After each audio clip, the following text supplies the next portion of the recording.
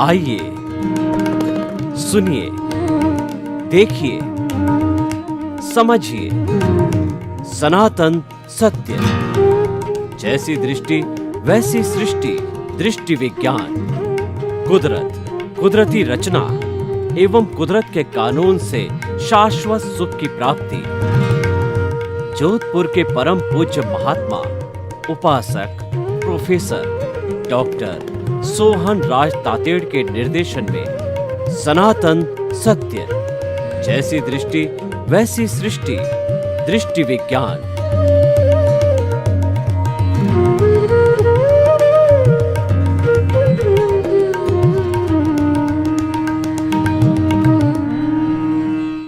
भाइयों और बहनों, मातृशक्ति को नमन। आज का हमारा बहुत सुंदर विषय संजोगों की व्याख्या। संजोग का अर्थ होता है ऐसे घटक जो मिलकर के हमारा कोई कार्य संपन्न कराते हैं। हम कोई भी आयोजन रखते हैं तो उस आयोजन के अनुसार आयोजक और श्रमिक और हमारा स्टेज और उस पर काम करने वाले जो भी, अगर हमने सेमिनार रखी है तो विद्वान गणों की उपस्थिति, माइक होना, डायस होना, हॉल होना, ऑडिएबल होना, ये सारी चीज़ें मिलकर के हमारी कॉन्फ्रेंस सेमिनार होती है। तो इन सारी चीज़ जो इकट्ठी होती है, इतने निमित्त इकट्ठे होते हैं, उनको संजोग कहा जाता है। मैं आपको एक उदाहरण दूं। मुझे एक अच्छी जो है चाय मसालेदार पीनी है, तो हमने संजोग जुटाए कि दूध है, पत्ती है और जो मसाला है, अग्नि है और अग्नि को जलाने वाली जो है वो मशीन है, और पानी डाल दिया हमने, उसके अंदर पत्ती डाल दी और दूध डाल दिया और फिर मसाला डाल करके हाथ से हिलाया, 4-5 बार उकाड़ा लिया, तब जाकर के एक अच्छी चाय मुझे पीने को मिली। अब मैं कहता हूँ कि वो चाय मैंने बनाई, वो मिथ्या बात है, वह झूठ है, वो मिथ्या ज्ञान है, इसको अज्ञान कहते हैं। आपने अकेले ने कैसे बनाई? दूसरे सारे घटक नहीं होते, पानी, दूध, चीनी और आपकी जो चाय, मसाला, तो अग्नि, ये नहीं होते तो आपको चाय कैसे मिलती? हम ये गलती कर बैठते हैं, यह काम मैंने किया। एक मकान हम बनाते हैं तो देखिए उसमें सरिया लगता है, सीमेंट लगती है, ईंट लगती है और प्लास्टर के लिए गारा बनाना पड़ता है और आरसीसी करनी पड़ती है और फर्श बनानी पड़ती है, लकड़ी के दरवाजे बनाने पड़ते हैं, मैसन काम करता है, कारपेंटर काम करता है, इलेक्ट्रिशियन। हम तो हमारा ज़मीन पे लेआउट करा करके और पेमेंट करने वाला होता है, तो हम तो एक निमित्त हैं। और मैं कहता हूँ यह घर मैंने बनाया। आपने कैसे बनाया? इतने लोगों की टीम ने मिलकर के ये घर बनाया। तो मैं और मेरा भ्रांति है, मैं और मेरा जो है वो अज्ञान है। जब ये अज्ञान समाप्त होता है तब जाकर के हमारी संपूर्ण समाप्ति पर मुक्ति होती है। इस अज्ञान को विज्ञान के द्वारा समाप्त किया जाता है। विज्ञान को आर्ट ऑफ द विजन कहते हैं। हमको दृष्टि बदलनी पड़ती है, हमारी रॉन्ग बिलीफ को समाप्त करके राइट बिलीफ बनानी पड़ती है। उस रॉन्ग बिलीफ का सबसे पहला सूत्र है, उसकी जड़ ये है, आप अपने को और दुनिया के किसी भी जो व्यक्ति को कर्ता नहीं समझें। कर्ता तो व्यवस्थित शक्ति है, कर्ता तो कुदरत है, कर्ता तो साइंटिफिक सर्कमस्टेंशियल एविडेंसेज है, ये जड़ है।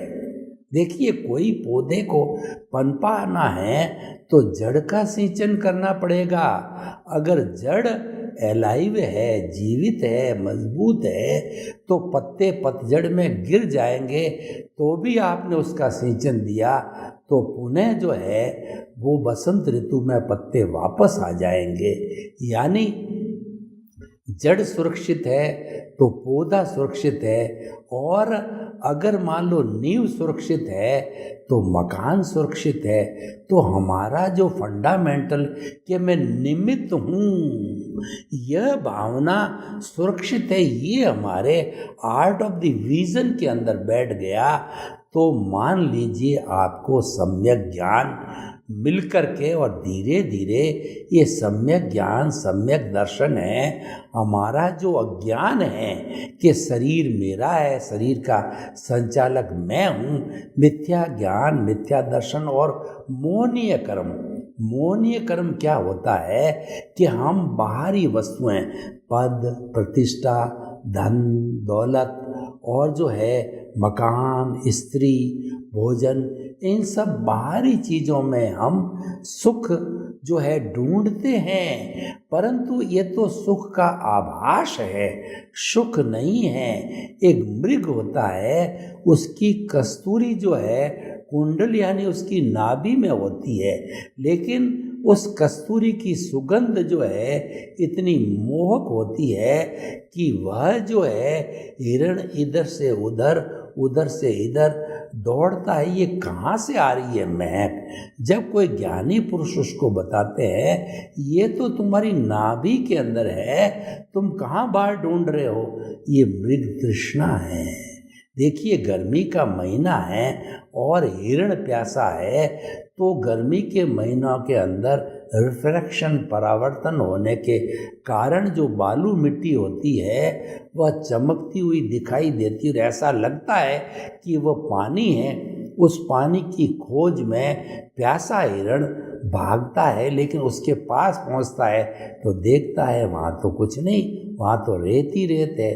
ये मृग तृष्णा यानी कि सुख को हम बाहर ढूंढते हैं, वो तो सुखाभास है, और लेकिन हमारे सुख का दरिया जो है, सुख का भंडार, सुख का धाम भीतर हमारी आत्मा में है। हमारी आत्मा के गुण हैं अनंत ज्ञान, अनंत दर्शन, अनंत शक्ति और अनंत सुख का धाम है।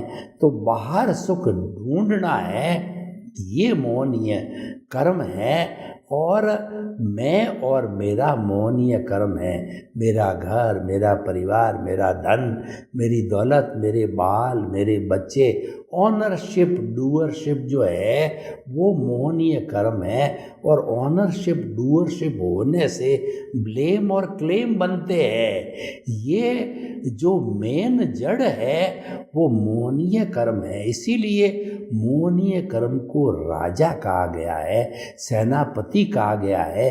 किसी सेना के राजा को या सेनापति को मार दिया जाता है या बंधक बना दिया जाता है तो वह जो है छिन्न भिन्न हो जाती है सेना, क्योंकि सेनापति मर गया, राजा बन गया। तो मोहनीय कर्म जब समाप्त होता है, सबसे पहले ज्ञानावर्णीय, दर्शनावर्णीय, मोहनीय और अंतराय चार घाती कर्म है जो आत्मा की घात करते हैं। सबसे पहले मोहनीय कर्म की घात करनी पड़ती, संपूर्ण मोहनीय कर्म नाश होता है, तब 12वां गुण स्थान आता है और वह होता है क्षीण मोह। क्षीण मोह यानी मोहनीय कर्म संपूर्ण समाप्त हो जाता है। उसके बाद के अंदर हमारा ज्ञानावर्णीय, दर्शनावर्णीयम को समाप्त होने में केवल अंतर्मूर्ति लगता है।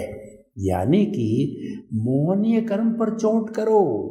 मोहनीय कर्म पर चोट कैसे करें कि मोहनीय कर्म पर चोट लगाने वाले ज्ञानी पुरुष होते हैं, सद्गुरु होते हैं, उनकी शरण में जाइए।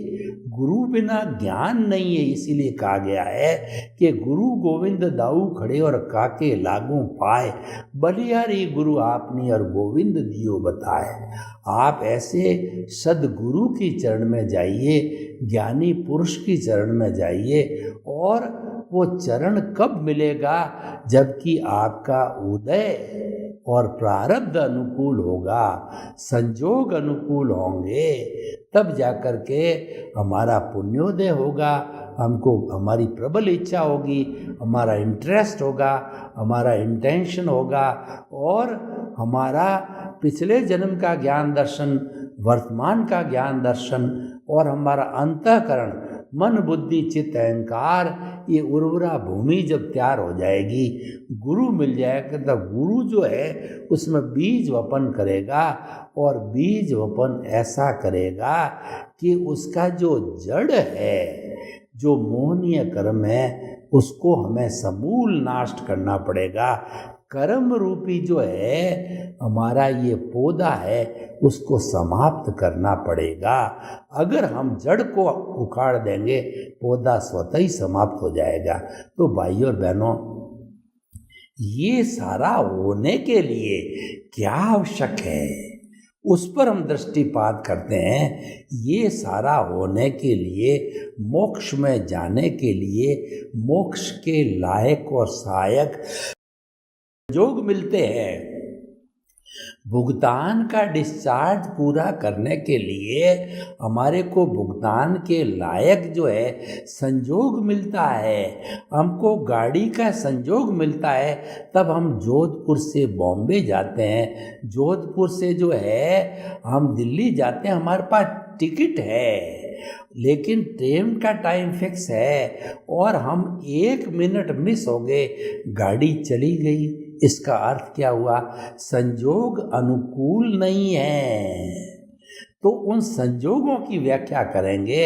ये संजोग क्या है जो हमारा काम बनाते हैं? तो कुदरत कहती है कि संजोग की मालिक मैं हूँ, यानी कर्ता मैं हूँ, और तुम व्यर्थ ही झूठे जो है वो मालिक बनते हो कि संजोगों का मालिक मैं हूँ। कुदरत साफ कहती है कि जगत से समझ जीव 84 लाख जीवा योनि के प्राणी, जो कि उत्पत्ति स्थान है, बर्थ प्लेसेज है, लेकिन उनकी संख्या असंख्य अनंत है। तो वो जो है असंख्य अनंत है, तो उन सब का जो है संजोग जुटाने वाला वो कुदरत कहती है मैं ही हूँ।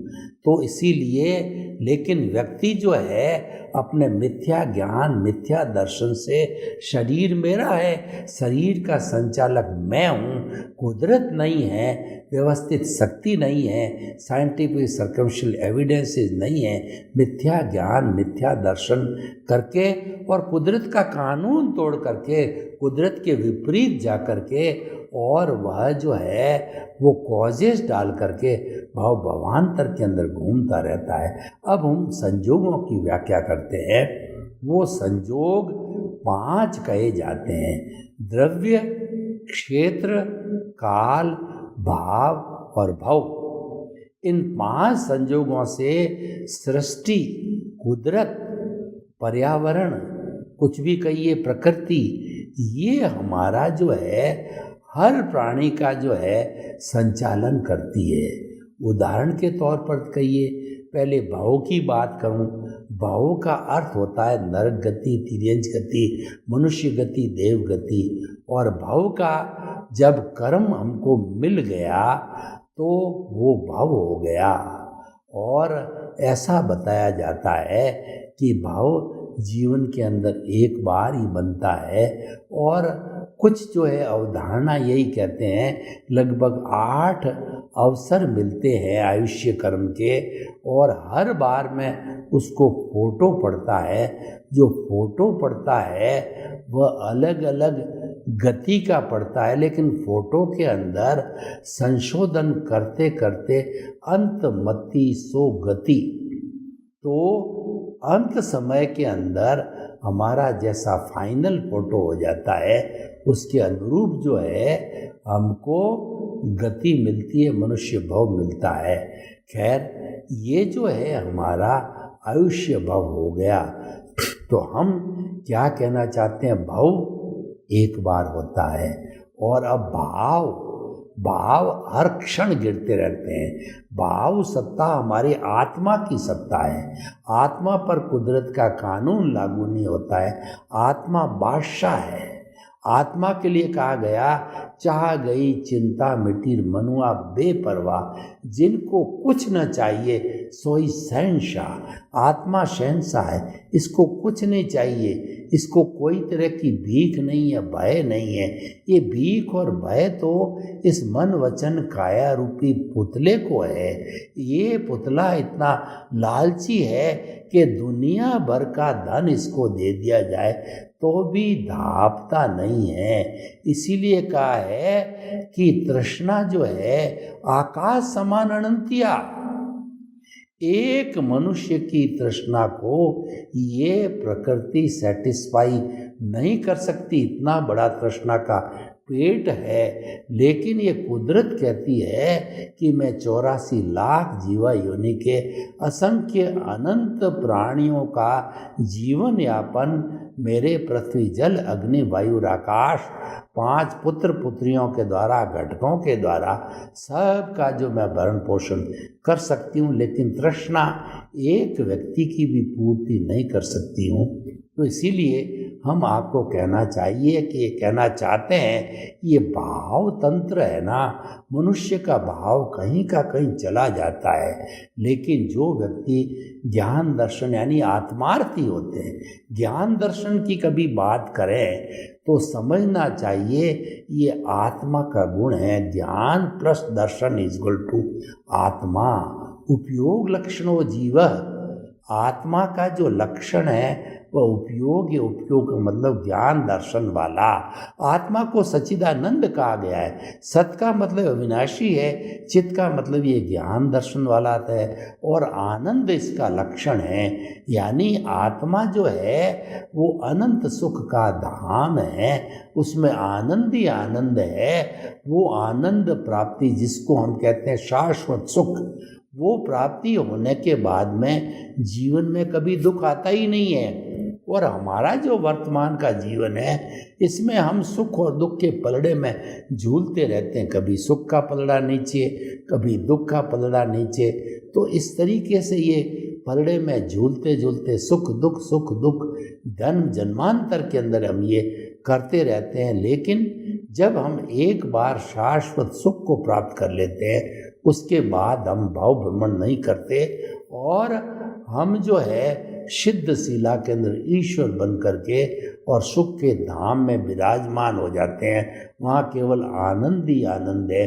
पुनः संसार में भ्रमण करने को नहीं आना होता है। इसीलिए कहा गया है कि ये कार्यक्रम हमारा सनातन सत्य है। सनातन सत्य का अर्थ होता है कि अल्टीमेट ट्रुथ, सार्वभौम सत्य, ultimate reality of the universe. ये हमारा दृष्टि विज्ञान ब्रह्मांड के समस्त रहस्यों को उजागर करता है और जीवन जीने की नई दृष्टि देता है। उसका नाम दृष्टि विज्ञान है, उसका नाम आर्ट ऑफ द विजन है। आपकी रॉन्ग बिलीफ को समाप्त करके आपकी राइट बिलीफ क्रिएट की जाती है। राइट बिलीफ ये है कि मन वचन काया से मुक्त, ऐसा मैं शुद्ध आत्मा हूँ, मैं शुद्ध आत्मा हूँ, ये राइट बिलीव है। और ये मन वचन काया मेरा भुगतान है, ये कुदरत के अधीन है। इसका नियंत्रण दूसरे के कुदरत के हाथ में है, लेकिन मेरी शुद्ध आत्मा का नियंत्रण मेरे हाथ में है।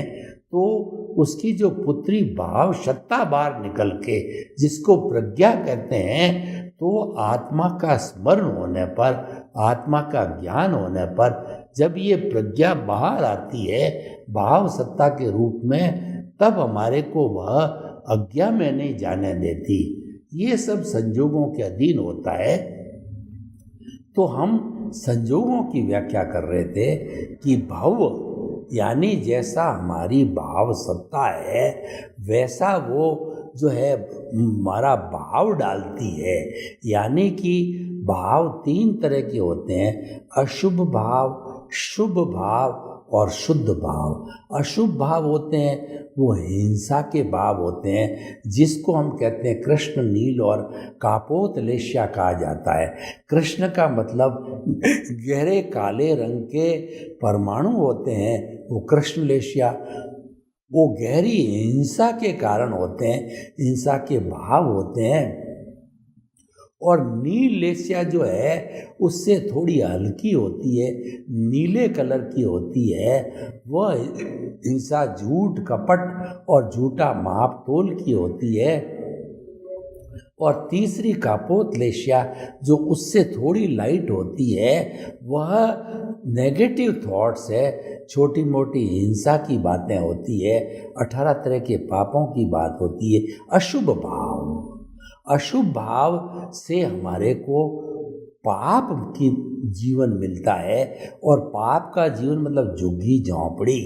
झुग्गी झोंपड़ी का अर्थ होता है रहने को पर्याप्त स्थान नहीं, आपस में कलह होता है, पैसे की कमी होती है, और बरसात के समय में ऊपर से पानी टपकता है। जितने मेंबर होते हैं सोने को पर्याप्त जगह नहीं होती, 2 जून का भोजन नहीं मिलता, बीमारी होती, कलह होती है। ये हमारा पापोदय कहलाता है। और उसके बाद के अंदर जो है हमारे संजोग के अनुसार जो है पुण्योदय भी होता है। तो हम अगर शुभ भाव डालते हैं, मन वचन काया की शुभ प्रवृत्ति धर्म की प्रवृत्ति कहलाती है। और धर्म की प्रवृत्ति से हमारे को पुण्य का अर्जन होता है। यह पुण्य हमको अच्छी गति में भेजता है, दुर्गति में पाप भेजता है, नरक और तिर्यंच में। लेकिन हमारा पुण्य है वो देव गति और मनुष्य गति में भेजता है। लेकिन भाइयों और बहनों, देव गति मनुष्य गति भी संसार है। ये चारों गतियाँ संसार है। एक तो बुरा संसार है और एक अच्छा संसार है। अब तीसरे मैं भावों की बात करूं, वो शुद्ध भाव होते हैं। शुद्ध भाव का अर्थ होता है आपके अस्तित्व के इर्द गिर्द, आपके प्रभु के इर्द गिर्द, आपकी आत्मा के इर्द गिर्द, आपके भीतर विराजमान परमपिता परमेश्वर के इर्द गिर्द रहना, उसकी भजना करना, उसकी बात करना, उससे वार्तालाप करना, उसको रिझाना और उसके नाम की माला फेर करके, जैसे कि एक भक्त भगवान को समर्पित हो जाता है, आप अपनी आत्मा को समर्पित हो जाओ। ये भक्ति मार्ग है। उससे जो है पुण्य कैसा मिलता है, मोक्ष के लायक और सहायक मिलता है। ऐसी स्थिति में कॉजेज गिरना बंद हो जाते हैं। और कॉजेज गिरना बंद होते हैं तो कुछ ही भावों में आपको मुक्ति मिल जाती है। ये सारा भावों का खेल है। तो ये हमारा भव हो गया, दूसरा भाव हो गया, और तीसरा द्रव्य। द्रव्य मतलब व्यक्ति विशेष, उसको व्यक्ति को द्रव्य कहते हैं। द्रव्य के अंदर एक खोने वाला, एक पाने वाला, एक लेने वाला, एक देने वाला, एक सुख पाने वाला, एक दुख पाने वाला, ये दोनों अपने कर्मों के अनुसार द्रव्य है। और क्षेत्र का मतलब स्थान, जो हिसाब है, जिस स्थान पर भुगतान होना होता है उसी स्थान पर वो दोनों जीव लेने वाला देने वाला जाते हैं और वहीं पर उन कर्मों का भुगतान होता है, वह क्षेत्र होता है। तो द्रव्य मतलब पाने वाला और देने वाला लेने वाला व्यक्ति, वो द्रव्य हो गया। क्षेत्र जहाँ पर वो दोनों अपने कर्मों का लेन देन करते हैं वो क्षेत्र हो गया। और काल का मतलब वो समय मैच्योर होना चाहिए। हमारा कर्मों का बंधन होता है वो जो है हमारा प्रकृति और प्रकृति स्थिति प्रदेश और अनुभाग। स्थिति का अर्थ हो गया कितने समय तक कर्म आत्मा के साथ में रहेगा। कार्मण शरीर ये काल है, काल पकना चाहिए। आपने आज जो है आम का पेड़ लगाया और आप तुरंत ही अपेक्षा करो कि मुझे मीठे आम मिलने लग जाए, तो आम का पौधा तो 12 साल बाद बनता है। तो इस जन्म में जैसे जैसे हम कर्म डालते हैं, उस कर्म को क्रियमाण कहते हैं गीता की भाषा में, और वो कर्म जाकर के हमारे कर्म शरीर के अंदर संचित हो जाते हैं, पकने को चले जाते हैं। और जब पकते हैं तो नेक्स्ट बर्थ के अंदर वो जो है वो प्रारब्ध कहलाता है, प्रारब्ध कर्म कहते हैं, उदय कर्म कहते हैं। जब राइज होता है, उदय आता है, तब उसको प्रारब्ध कहा जाता है। वो पकड़े को पूरा समय, एक जीवन पूरा लगता है नेक्स्ट बर्थ में जो प्रारब्ध आता है। तो इसलिए भाई और बहनों, ये हमारा, मैं एक उदाहरण के द्वारा आपको द्रव्य क्षेत्र काल भाव का बताना चाहता हूँ। मान लीजिए गर्मी का मौसम है, मेरे बाल बहुत बढ़ गए हैं और गर्मी लग रही है, तो मैंने भाव किए। भाव तो देखिए एक बार होता है, वो तो अगले जन्म से अर्थ होता है, उसकी बार बार व्याख्या करने की जरूरत नहीं है। द्रव्य क्षेत्र काल भाव तो हर क्षण बदलते रहते हैं। तो मैंने भाव किया कि मुझे बाल कटाने हैं, तो हमेशा जिस दुकान के ऊपर बाल कटाता हूँ वहाँ गया, तो वहाँ जाकर के देखा, पता किया कि 4-5 लोग पहले से बैठे हैं। तो ये हमारा, और वो नाई नहीं है, यानी क्षेत्र तो मिल गया, द्रव्य नहीं है, मैं भी हाजिर हूँ, तो हमारा काम नहीं हुआ। ये द्रव्य क्षेत्र काल भाव मिलकर के ही संजोग जुटाते, तभी काम बनता है। सर्वे भवन्तु सुखिनः, सर्वे सन्तु निरामया। लोग के जीवों को सुख मिले, शांति मिले, आनंद मिले, प्रेम मिले, सौहार्द मिले, और हम सभी जो है आपस में हिल मिल करके एक स्वर्ग की स्थापना करें। आपके प्रति मंगल भावना। ओम शांति।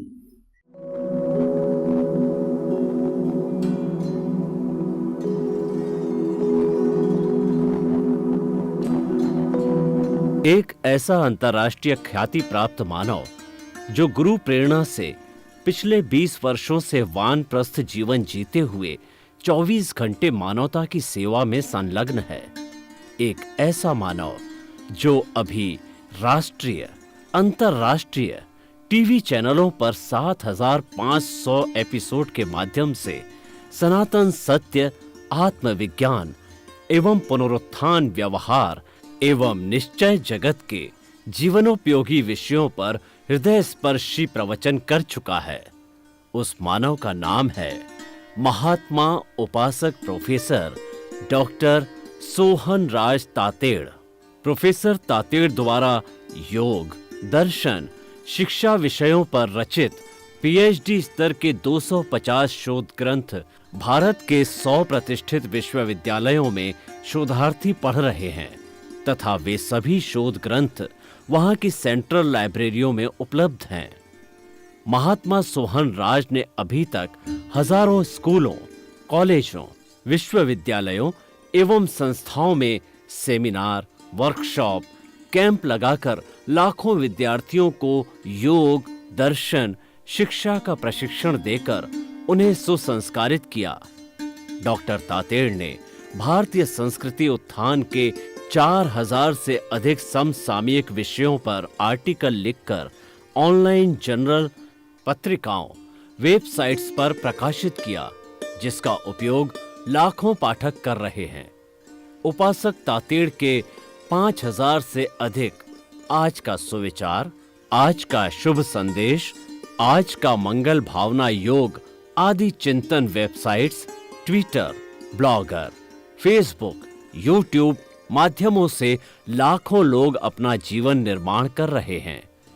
मानवता के मसीहा ऐसे महामानव महात्मा सोहन राज तातेड़ के प्रोफाइल को अभी तक विश्व के 20 लाख दर्शक यूट्यूब पर, 12 लाख गूगल पर एवं लाखों दर्शक फेसबुक, ब्लॉगर, ट्विटर और इंस्टाग्राम पर देख चुके हैं।